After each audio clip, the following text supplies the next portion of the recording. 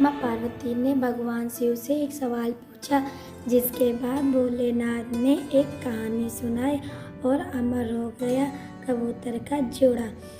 अमरनाथ धाम हिंदू श्रद्धालुओं के लिए बहुत महत्व रखता है। जम्मू कश्मीर की वादियों में स्थित अमरनाथ धाम जाने के लिए भगवान शिव के भक्त साल भी इंतजार करते हैं। चार धाम की तरह भक्तगण एक पूजनीय यात्रा को जीवन में एक बार ये करने की इच्छा अवश्य रखते हैं। अमरनाथ यात्रा के बारे में कहा जाता है कि यहाँ भोले की मर्जी के बिना भक्त नहीं पहुँच पाते हैं। जिसे भगवान शिव बुलाना चाहते हैं वहीं उनका दर्शन कर पाते हैं। अमरनाथ यात्रा हर साल जून जुलाई के महीने में शुरू होती है और इस साल भी यात्रा शुरू हो चुकी है। अमरनाथ की यात्रा बेहद रोमांचक है क्योंकि यह यात्रा धरती पर स्वर्ग के जैसी है। हिमालय की गोदी में स्थित अमरनाथ हिंदुओं का सबसे ज़्यादा आस्था वाला पवित्र तीर्थ स्थल है। अमरनाथ की खासियत पवित्र गुफा में बर्फ से शिवलिंग का बनना है। प्राकृतिक हिम से बनने के कारण ही इसे हिमानी शिवलिंग या बर्फानी बाबा भी कहा जाता है। भगवान शिव ने बताया अमर होने का राज। अमरनाथ हिंदी के दो शब्द अमर अर्थात अनेश्वर और अनाथ अर्थात भगवान को जोड़ने से बनता है।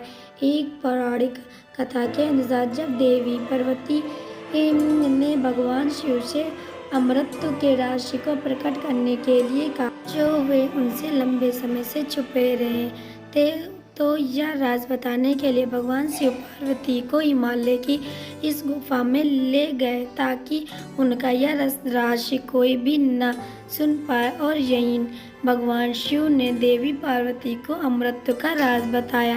पुराणों में वर्णित है कि एक बार माता पार्वती ने भगवान शिव से पूछा, आप अजर अमर है और मुझे हर जन्म के बाद नए स्वरूप में आकर फिर से वर्षों की कठोर तपस्या के बाद आपको प्राप्त करना होता है। मेरी इतनी कठोर परीक्षा क्यों?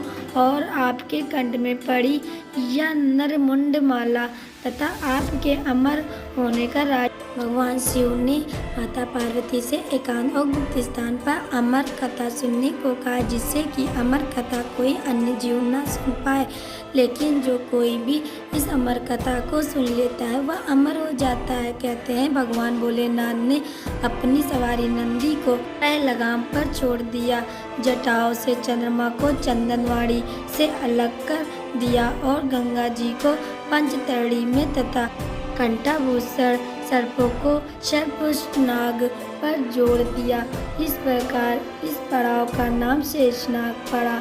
अगला पड़ाव गणेश पड़ता है।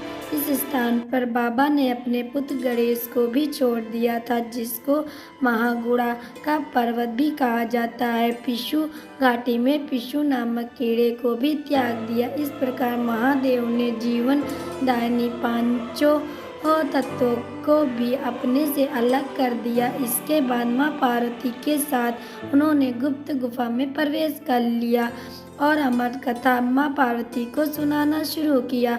कथा सुनते सुनते देवी पार्वती को नींद आ गई और वह सो गई, जिसका शिव जी को पता नहीं चला। भगवान शिव अमर होने की कथा सुनाते रहे। उस समय दो सफ़ेद कबूतर शिव जी से कथा सुन रहे थे और बीच बीच में गूंगू की आवाज़ कर रहे थे। भगवान शिव को लगा कि माता पार्वती कथा सुन रही है और बीच बीच में उनका भर रही है।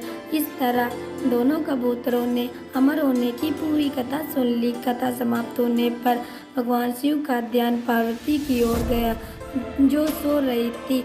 जब महादेव की दृष्टि कबूतरों पर पड़ी तो वे क्रोधित हो गए और उन्हें मारने के लिए आगे बढ़े। इस पर कबूतरों ने भगवान शिव से कहा कि हे प्रभु, हमने आपसे अमर कथा सुनी है। यदि आप हमें मार देंगे तो अमर होने की यह कथा झूठी हो जाएगी।